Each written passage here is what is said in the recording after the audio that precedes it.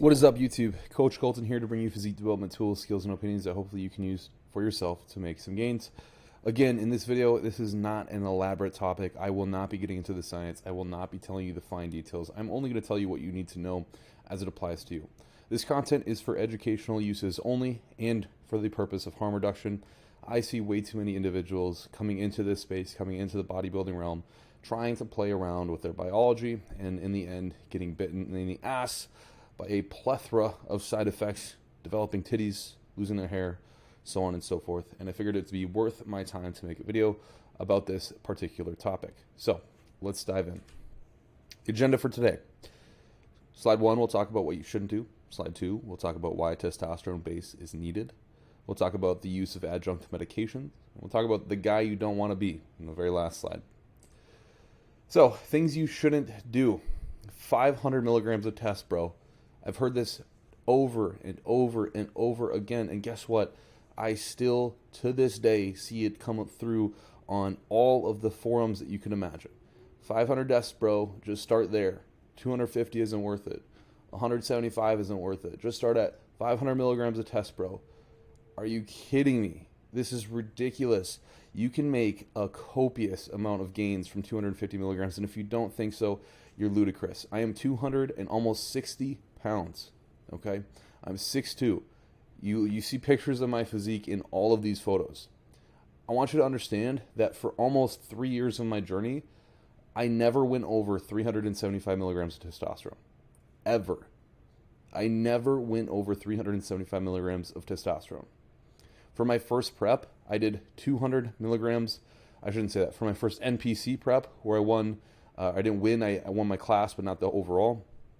For my first NPC prep, I only used, this is all I used, 125 milligrams of testosterone, 100 milligrams a week of Masteron. That is it. People over-accentuate how much they need by tenfold. 500 milligrams is unnecessary. You can get plenty and plenty of rewards and reap them for a very long time using 500 milligrams of testosterone. Starting at a dose of 200 milligrams, a phenomenal idea. You can assess your reaction to the compound in and of itself. You can then push past physiological levels of what you are kind of plateauing at as far as testosterone levels. You get plenty of rewards from 200 milligrams in a protracted amount of time. So you don't have to stop a cycle at 12 weeks. You can continue going and going and going for probably well over 3 to 4 years at that dose, be slightly elevated, and you still won't see biomarker derangements. An oral kickstart. This is another thing that we see everywhere on the forums. It is ridiculous. You need to assess your response, again, to one compound first. Assess your response to how you react to testosterone.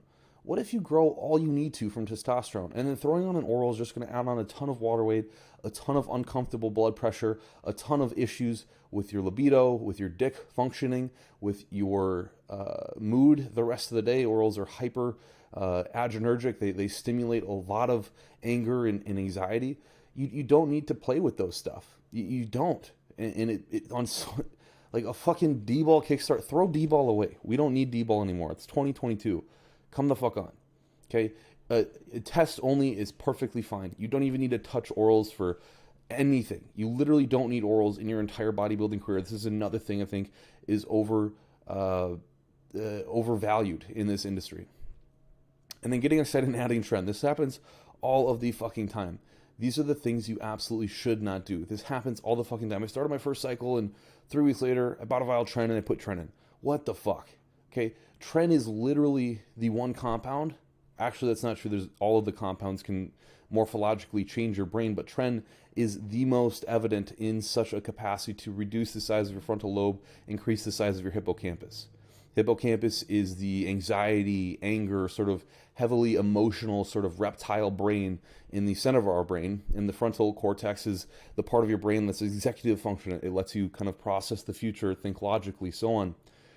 Tren literally shrinks your frontal cortex and expands your hippocampus. It activates neurons within your hippocampus, reduces neuronal activation within your frontal cortex. Okay, you don't want that happening right out the fucking gate. Like, you don't, I promise you. It's just going to lead to a bad taste in your mouth. You're going to get literally unnoticeably different results. Like, it is going to be so marginal. You're going to be like, well, like, what the fuck was that? Trend's worthless. It's probably because you didn't use it right, and you shouldn't have used it in the first place. I am promising you, if you trust me in this short presentation, just start with like 200 milligrams, depending on your weight, of course. I'd say somewhere around 3 milligrams per kilogram of body weight. But if you do that, you will make gains endlessly for 2, 3, 4 years. Endlessly. You don't have to reduce the dose. You don't have to come down. You can just keep going. Why testosterone needs to be a base. I'm going to move my camera here. This is pretty simple. Estrogen is absolutely essential. Okay? We see people trying to use nandrolone and other derivatives as a base for their cycle. I will tell you right now, you will feel absolutely poopy really quick without estrogen. Your penis won't work. Your blood pressure will be elevated. Your endothelial function will dysfunction. Your lipids will go way out of whack. Your brain will have no neuroprotective endocrine system to protect it, right? You need estrogen to substantiate the massive impact on your physiology from androgens. There needs to be a fine and delicate balance. And unfortunately, it comes to the conclusion for a lot of people where I get side effects of estrogen from using testosterone, so I'm going to use nandrolone only. I'm going to use tren only. I'm going to use Anavar only. Particularly, Anavar isn't so bad in a short duration of sense, but for the most part, using anything that is of a 19-nor derivative, which is, if you're starting your journey, that's a lot to get into right now, but what's most important to know is whatever anybody tells you, just fucking stick with testosterone. Testosterone has metabolites, okay? Testosterone is metabolized by many enzymes, but the most important one being 5-alpha reductase, which converts testosterone into DHT by changing around carbon groups. This DHT molecule is the one that you've conspicuously heard of making people lose hair, causing acne, so on and so forth, which is somewhat true, partially. Sebaceous glands in your skin have DHT receptors, or androgen receptors, ARs, same as your scalp as well. DHT binds to those androgen receptors much more, with much more affinity than testosterone. And in that, it's not a beneficial thing to have a bunch of fucking DHT, but it's also not a beneficial thing to have zero DHT. And so that DHT is absolutely essential for your dick to function. In fact, it's the one molecule that keeps your dick large and in charge. You need DHT for a copious amount of other things, such as cardiac tissue health. Yes, we can cause cardiac hypertrophy, which isn't beneficial, but without DHT, we see cardiac atrophy in a bad sense. So you want to make sure that you have, again, a fine balance with DHT. You're playing with your biology here. Just stick with testosterone. Tons of research. This is so fucking simple to get over, okay? Tons of research. You can do all your due diligence in the world, and you'll probably find 5 or so good studies on Anadrol, or on Mastron, or on Trenbolone, or on Primobolan. Primobolan has some more than most of the others, but testosterone, you literally have several decades, like over 4 decades worth of material to go through in clinical literature that is extremely, extremely fine-combed through. I mean, it is very well-written research. And you can find everything you basically need to know about the biological and physiological functions of testosterone. Whereas these other molecules simply do not have the papers and papers and papers to stack up behind them to support. Okay? This is so important, because if this is the beginning of your journey, you need to understand that, holy shit, I need to research this and understand what it's going to do to my body short-term, acutely, and long-term, protracted. Okay, I need to understand what's going to happen to my body tomorrow, today, and the next 10 years. Okay. So it's obviously important to read research.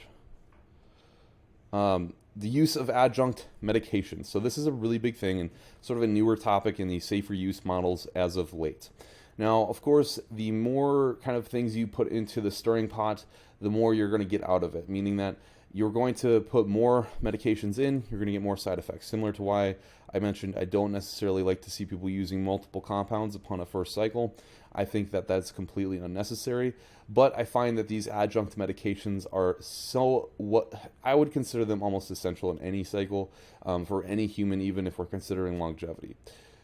Blood pressure medications, particularly ARBs or ACE inhibitors, these are going to be your go-to, your golden standard. I think every single bodybuilder who is on any amounts of gear should be taking 40 milligrams of telmisartan every single day of their life. Why? Because that specifically inhibits through a downstream. I should have probably provided the graphic here, but there's a molecule called angiotensin within your body. When we take high amounts of androgens, angiotensin upregulates. Angiotensin in and of itself is tension. Angiotension. It's going to cause tension within arteries, blood vessels, so on and so forth. You're going to get a lot higher degree of blood pressure with a higher angiotensin. So ARBs, angiotensin receptor blockades, ACE inhibitors, much of the same. These things are going to do very good wonders for your blood pressure and cardiac health, and preventing cardiac remodeling, preventing kidney damage, preventing brain damage, preventing endothelial dysfunction. Lots of positive things here. I would throw into this category, besides ACE inhibitors or ARBs, I would throw in easily a Cialis daily at 5 milligrams. I've taken this since I was 19. Cialis daily is absolutely crucial for managing blood pressure, but the benefit of it is it's also going to help with pumps. It's also going to help with nutrient delivery to muscles. It's going to be a very, very good thing to stick with. Antidepressants such as SSRIs. This one's a little bit of a touchy topic, but this is something I personally believe in, and through anecdotes myself and research I've read, I find it to be wildly beneficial for the majority of individuals. There is no confusing the fact that juice has mental side effects, right? It does. It is undeniably true. You will find yourself having more anxiety, having more invasive thoughts, having more sort of panic mode attacks, having more fight or flight responses to situations in which you normally would have been very parasympathetic. This will save you relationships, your jobs, your own clarity of mind. SSRIs will calm down the situation. They'll turn the dial from an 11 to an 8 and make you much more manageable as a human being for others, but also for yourself. I don't think superdosing SSRIs is going to be anything near effective, but even just adding in maybe 4 weeks after you've started your cycle, 40 milligrams of fluvoxamine or fluvoxetine, that would be absolutely wonderful for your mental health. Absolutely wonderful. Now, of course, this isn't going to be needed for everyone, and some people experience adverse effects to this. So again, this is educational only. I'm just telling you what I've seen as anecdotes myself and what improves states of well-being for individuals who are bodybuilders. Now, SSRIs are going to have a sort of downstream effect of possibly reducing blood pressure and heart rate as well, due to the more parasympathetic state you're putting yourself into, and the less sympathetic, meaning that your autonomic nervous system is sitting in a less stressed state and more of a relaxed state chronically. So your heart rate isn't going to be elevated and pumping constantly. Your blood pressure isn't going to be up. Your digestion will be better.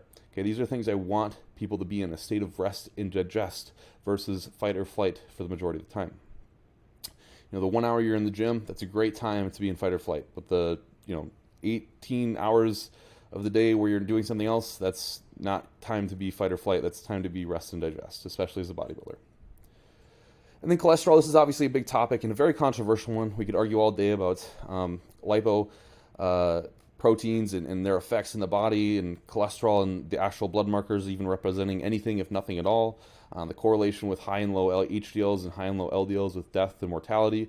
There's so much you could go on here, and it's basically being found out that LDL, HDL measurements have nothing to do because they're measuring cholesterol, not actually lipoproteins, and lipoproteins like little a and b are much more effective measurements in determining what your cardiac risk is, essentially, or a risk for plaque buildup. But things like ezetimibe, right? They can literally change derangement in LDL, HDL in a very innocuous form, right?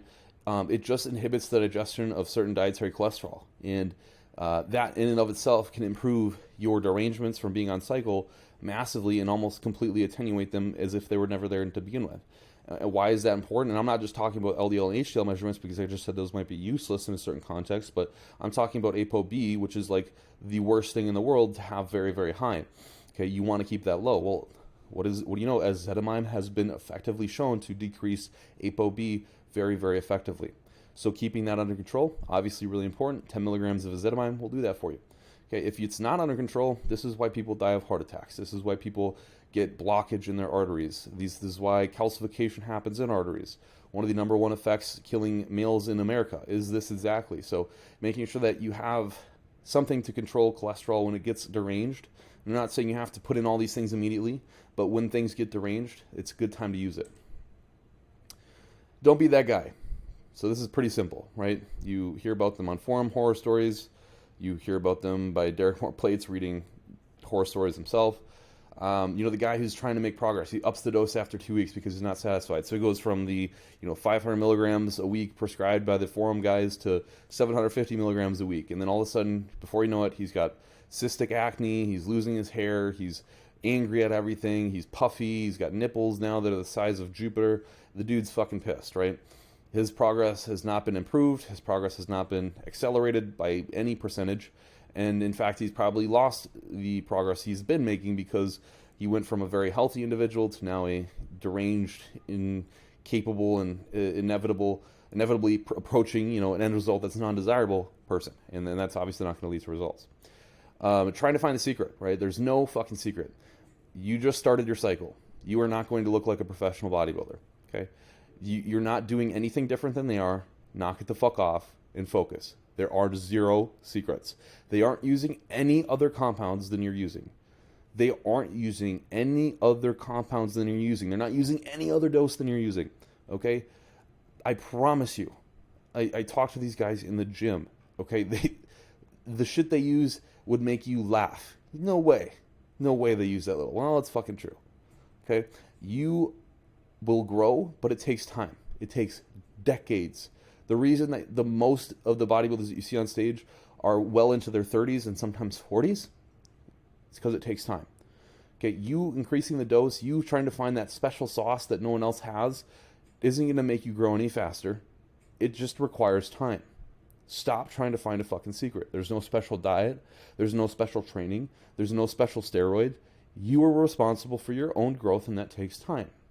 We are fast-tracked in America to believe that everything can be grasped with an immediacy, and you can just do it. It's so false. Avoiding blood work and biomarkers. This is a really big one when people start out. I'm fine, bro. I feel good. I don't need anything. I'm fine. What the fuck do you mean, bro? I'm fine. I don't have high blood pressure. Look at me. Okay, shut the fuck up. All right? This is the same thing that the dude who dies at 30 from cardiac arrest says. Shut the fuck up. Take your blood pressure at least twice weekly. Take your blood glucose weekly. Measure your heart rate daily. And get blood work ideally every 10 to 12 weeks. Okay?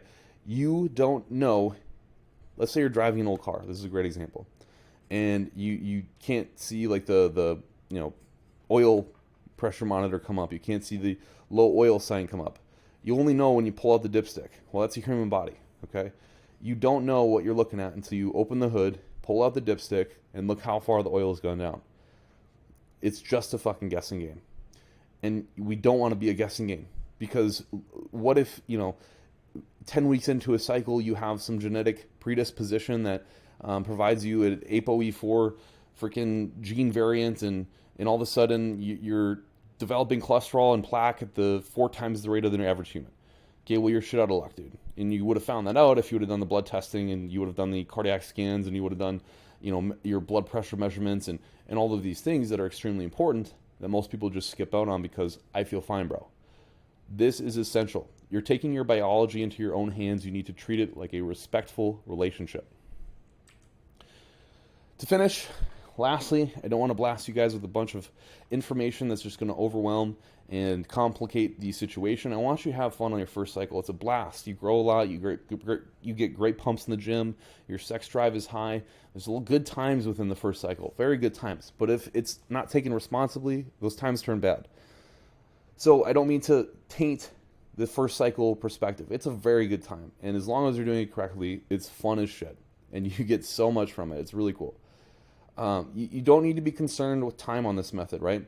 So if you start out at like a low dose, like I said, around 200 to 250 milligrams a week, you don't need to be concerned about stopping gear after 12 weeks or stopping gear after 16 weeks or some generic number that has been made up by some guru somewhere in history. This is also why blood work is so important, right? you need to check your blood work to see if there is derangements coming about, if your LDL or HDL is coming out of whack, if your liver enzymes are coming out of whack, if your blood pressure is elevating, so on and so forth. If your C-reactive protein is elevating, if your cystatin C is elevating, if there's these things going on, okay, you probably need to cool it down for a little bit.